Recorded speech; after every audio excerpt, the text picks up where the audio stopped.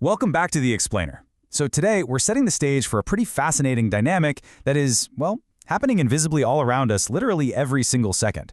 We're talking about the hot versus cold dynamics of chemical reactions. Because look, whether you're lighting a stove to cook dinner or honestly just breathing in and out right now as you listen to this, there is this continuous energy exchange happening right under your nose. And getting a grip on this, it's the absolute best way to understand the different types of reactions we're going to look at. Okay, let's dive right into this universal rule of chemistry. Does every single reaction absorb or release energy? The short answer? Yes, absolutely. There is no chemical reaction that happens without some kind of energy exchange. It's kind of like a cosmic toll booth, right? You can't undergo a chemical change without either paying energy into the system or getting an energy payout at the end. It is never just a neutral passing of molecules. Energy is always on the move, and understanding this flow is absolutely foundational to everything we're about to cover. So, these energy exchanges basically fall into two primary opposing forces. On the left side, we have exothermic reactions, the ones that release heat. And fighting on the other side, we've got endothermic reactions, the ones that absorb heat.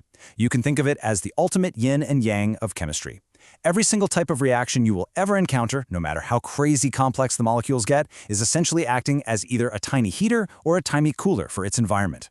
Let's zoom in on that exothermic side first.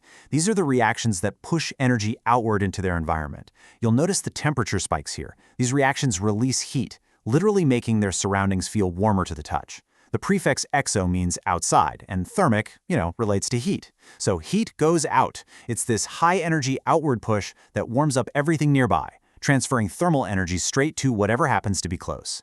So, what does this actually look like out in the real world? Well, burning natural gas on your stovetop, that's the classic example. The combustion literally forces heat out into your kitchen.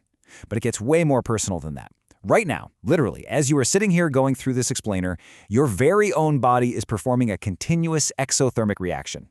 Yep, through respiration, your cells are breaking down glucose to give you energy, and they're releasing heat in the process. It's actually the exact reason we even have a body temperature. And hey, even the slow decomposition of vegetable matter into a compost pile in your backyard, that is quietly radiating heat right into the soil.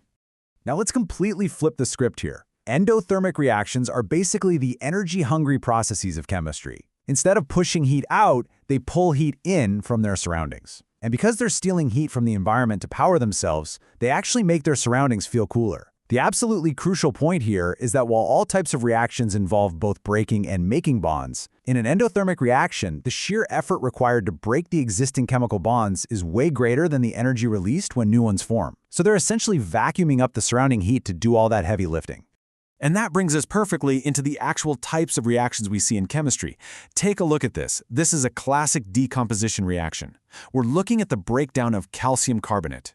Notice that little arrow in the middle with the delta symbol? That triangle just signifies heat.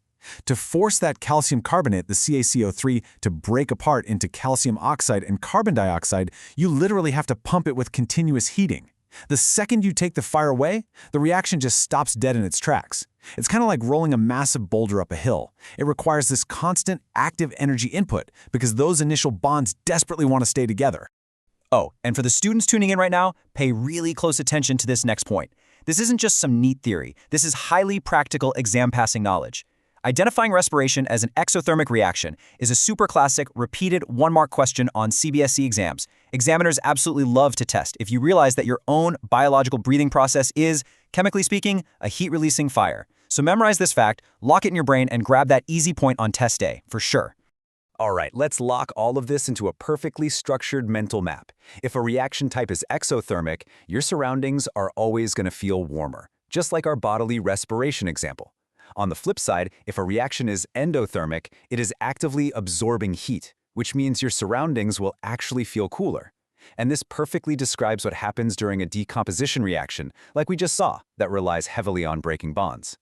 Having this structured visualization right in your head is going to make tackling complex chemical equations and predicting all the different types of reactions just so much easier. Which brings us to a bit of a cliffhanger. Now that you're totally masters of this hot versus cold energy flow, you hold the exact key needed to unlock the structural types of chemical reactions. We know that decomposition reactions are usually endothermic, right? Because breaking apart those chemical bonds aggressively steals energy from the environment. But think about this. What happens when things do the exact opposite? What happens when chemical elements combine instead of break apart? Well, that perfectly sets us up for our next explainer, where we're going to dive right in and decode the 4 major types of reactions, kicking things off with combination reactions. How do you think the energy will flow then? Something to think about. Until then, stay curious and always keep an eye on where the heat goes.